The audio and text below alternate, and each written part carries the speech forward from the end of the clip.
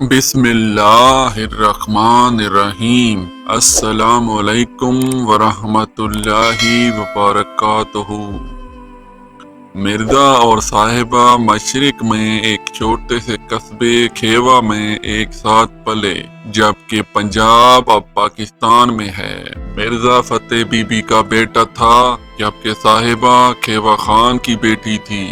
مرزا کے والدین نے اسے قریبی گاؤں میں تعلیم کے لیے بھیجا تھا اور اسی طرح وہ صاحبہ کے گھر رہنے لگا۔ صاحبہ کے خاندان میں سب اس کے والد کے علاوہ ان کے وہاں رہنے کے خلاف تھے۔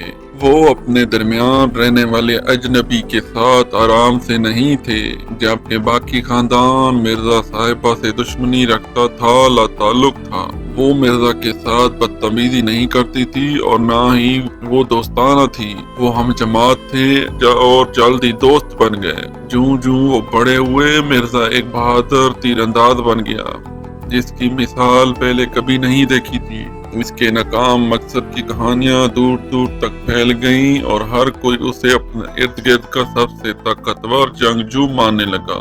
دوسری طرف صاحبہ ایک خوبصورت نوجوان لڑکی میں بدل گئی۔ اس کا حسن ایسا تھا کہ ارد گرد کے مرد کوئی بھی اس کے چہرے سے نظر نہیں ہٹا سکتا تھا۔ ایک دن جب مرزا نے صاحبہ کو ایک مقامی دکاندار سے سبزی خریدتے دیکھا، وہ اس کی خوبصورتی سے اڑا ہوا تھا اور محبت میں پاگل ہو گیا تھا۔ گویا اس کے ارد گرد کی ساری دنیا کا وجود ختم ہو گیا تھا۔ جب وہ اسے دیکھے گا، جلدی وہ اس کی محبت میں گرفتار ہو گیا اور وہ دونوں اپنی اپنی دنیا میں کھو گئے۔ ان کے لیے اب کوئی اور چیز اہمیت نہیں رکھتی تھی۔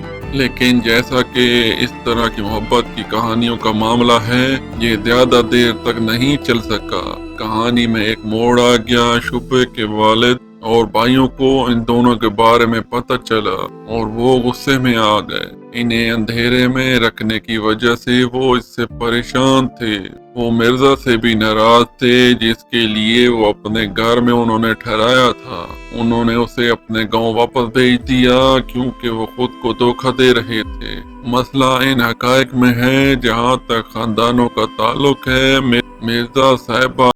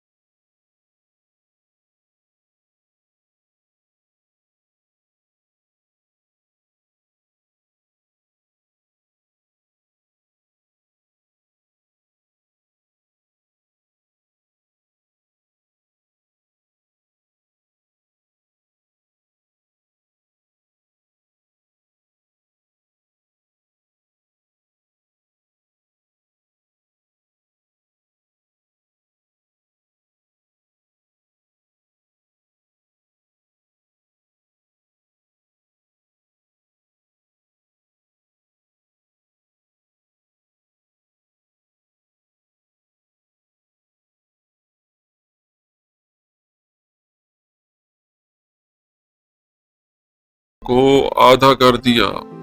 وہ جانتی تھی کہ وہ اپنے بھائیوں سے التجا کر سکتی ہے کہ وہ اسے بچائے، کیونکہ اسے یقین تھا کہ وہ اس آدمی کو تکلیف نہیں دیں گے جو اس کی زندگی کا پیار تھا۔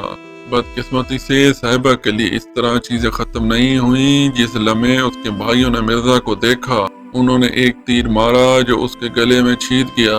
اپنی نیند سے بیدار ہو کر مرزا اپنے کماد اور تیر کے لیے آگے بڑھا، صرف اسے ٹوٹا ہوا پایا۔ اسے دھوکا محسوس ہوا، اس کی آنکھیں صاحبہ سے جواب مانگنے لگیں۔ ایک اور تیر مرزا کی سمت اڑ کر اس کے پیٹ میں جا لگا۔ واقعات کے موڑ پر صاحبہ بے آواز تھی۔ جو کچھ ہوا اس پر وہ گھبرا کر مرزا کی لاش پر کود پڑی اور تیر اسے بھی چھیدنے لگا۔ اس کے بھائی ان میں بند ہو گئے۔ مرزا اور صاحبہ دونوں خاموش موت مر گئے۔